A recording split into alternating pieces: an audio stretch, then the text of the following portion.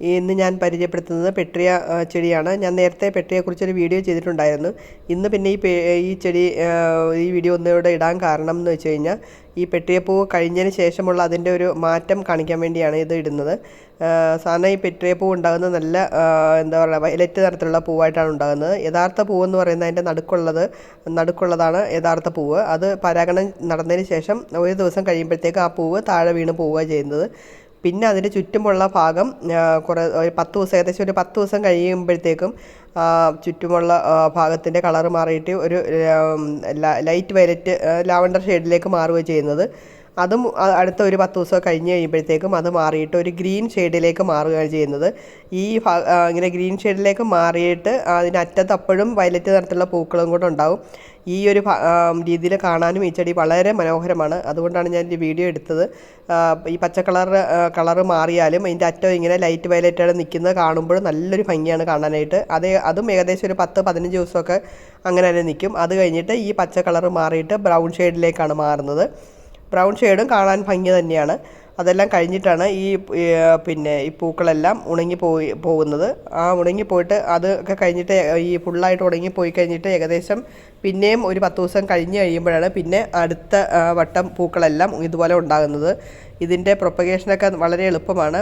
ഇതിൻ്റെ ഈ പൂവിൻ്റെ നടുക്ക് ഉള്ള വിത്തുകൾ വഴി നമുക്ക് പുതിയ ചെടി ഉണ്ടാക്കാൻ പറ്റും. പക്ഷേ വിത്തുകൾക്കൊക്കെ ഈ പറഞ്ഞ പോലെ തന്നെ അത് കിളിച്ച് വരാനുള്ള സാധ്യത വളരെ കുറവാണ്. പക്ഷേ എയർ ലെയറിംഗ് ഒക്കെ ചെയ്തിട്ട് നമുക്ക് പുതിയ ചെടിയൊക്കെ ഉണ്ടാക്കിയെടുക്കാൻ പറ്റും.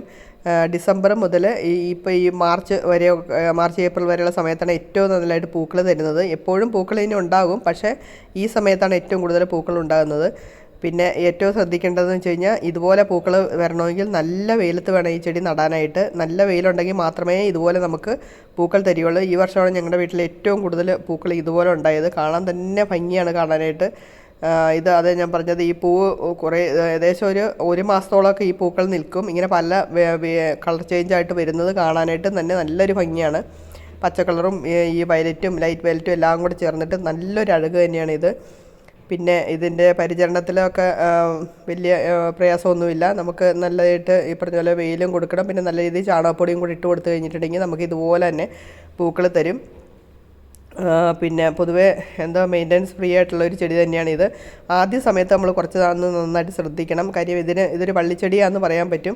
അപ്പോൾ അതുകൊണ്ട് ഒരു വള്ളി വീശുന്നിടം വരെ നല്ല രീതിയിൽ നമ്മൾ സപ്പോർട്ട് കൊടുത്തു കഴിഞ്ഞ് കഴിഞ്ഞാൽ പിന്നെ ഈ തടിക്ക് അതിൻ്റെ തണ്ടിന് നല്ല വണ്ണം വെച്ച് കഴിഞ്ഞ് കഴിഞ്ഞാൽ പിന്നെ അത് അതിൻ്റേതായ രീതിയിൽ നല്ല രീതിയിൽ പൂക്കൾ തന്നോളും. പിന്നെ നമുക്കൊരു പ്രശ്നവുമില്ല. പിന്നെ ഇതെല്ലാം പൂക്കളെല്ലാം കഴിഞ്ഞ് കഴിയുമ്പോഴേ നമ്മളൊന്ന് പ്രൂൺ ചെയ്ത് കൊടുക്കുകയും കൂടെ ചെയ്ത് കഴിഞ്ഞിട്ടുണ്ടെങ്കിൽ പുതിയ സെറ്റ് പൂക്കളൊക്കെ ഉണ്ടായിട്ട് ചെടി നല്ല ആരോഗ്യമായിട്ട് നിൽക്കുകയും ചെയ്യും. ഇങ്ങനെ നോക്കുകയാണെങ്കിൽ ഒരു 10-30 വർഷം വരെ ഈ ചെടി അതുപോലെ തന്നെ നിൽക്കുന്നതായിട്ടാണ് അറിയപ്പെടുന്നത്. ഇതിൻ്റെ പേര് സാൻഡ് പേപ്പർ എന്ന് വരാൻ അറിയാലോ. ഇതിൻ്റെ സാൻഡ് പേപ്പർ പോലെ തന്നെ കട്ടിയുള്ളതാണ് ഇതിൻ്റെ ഇലകളൊക്കെ. അതുകൊണ്ടാണ് ഇങ്ങനെ ഒരു പേര് വന്നത്. ശരിക്കുള്ള പേര് പെട്രിയ എന്ന് തന്നെയാണ്. ഇതിൻ്റെ വെള്ള കളറും അവൈലബിൾ ആണ്. എന്തായാലും നല്ല ഒരു ഭംഗിയുള്ളൊരു ചെടി തന്നെയാണ്. അപ്പോൾ ഇത്രയും നന്നായിട്ട് പൂത്ത് കഴിഞ്ഞപ്പോഴത്തേക്കും അതിൻ്റെ ഒരു വീഡിയോ എടുക്കണമെന്ന് തോന്നി. അതുകൊണ്ടാണ് ഒരു വീഡിയോ എടുത്തത്. എല്ലാവർക്കും എൻ്റെ വീഡിയോ ഇഷ്ടപ്പെട്ടെന്ന് വിചാരിക്കുന്നു. വീഡിയോ ഇഷ്ടപ്പെടുകയാണെങ്കിൽ ഷെയർ ചെയ്യുക, ലൈക്ക് ചെയ്യുക. വീണ്ടും പുതിയൊരു വീഡിയോ ആയിട്ട് കാണാം. അതുവരെ എല്ലാവർക്കും ബൈ.